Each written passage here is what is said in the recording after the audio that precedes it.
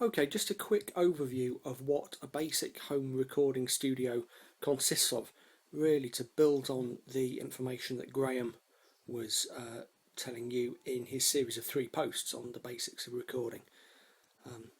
Okay, so starting off, I should say this is really as bare boned as it gets, and everything you need to do really quite a good quality recording at home. Starting off with the mic, it's an M Audio Nova mic, condenser, and it's what's called a cardioid mic. So you can see the little heart sign on it there. That means it's picking up sound optimally in a sort of heart shape around it, around the front there. I paid about 80 quid for that 4 years ago. It's on a cheap and cheerful mic stand, and there is also, as you can see, a pop filter there. Pop filters are for if you're singing into a mic and you make plosive sounds like put or but sounds, then the airflow can cause interference with the mic. So a pop filter stops that happening. The pop filter and the stand, I guess, came to about 35 quid between them. The cable on the mic is about a tenner, so we're up to about 140 quid here. So the mic is going into my digital audio interface, which is an Edirol UA4FX, about 80 quid, so I guess we're up to about 220. It goes into the DIN plug on that side, and there are a variety of controls on top of the interface, which I tend not to use actually.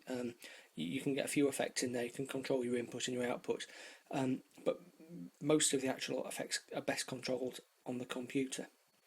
Talking of which, out the back you can see we have a USB cable snaking its way around, and that goes into my MacBook, and I've got GarageBand on the screen there, which it's recording into.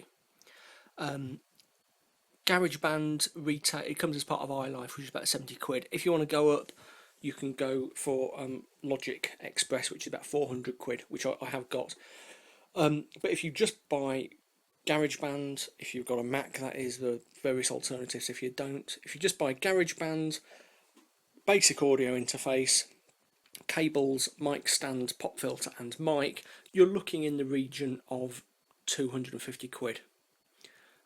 You'll see I've got a digital piano here as well, which is a Yamaha DJX 630. If that had traditional MIDI outputs, I could plug it into the back of the audio interface there, and that would also be picked up.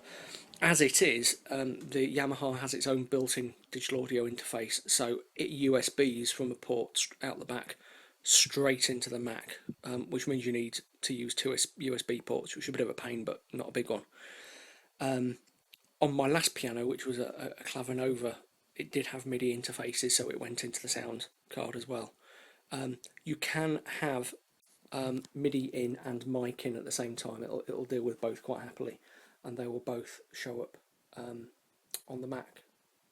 So there we go. We'll go into some more detail about some of this stuff soon, but it's really quite simple. If you hear people talking about digital audio interfaces, sometimes called sound cards, even if they're external, then it's one of these things. About 80 quid. You can see the mic picking up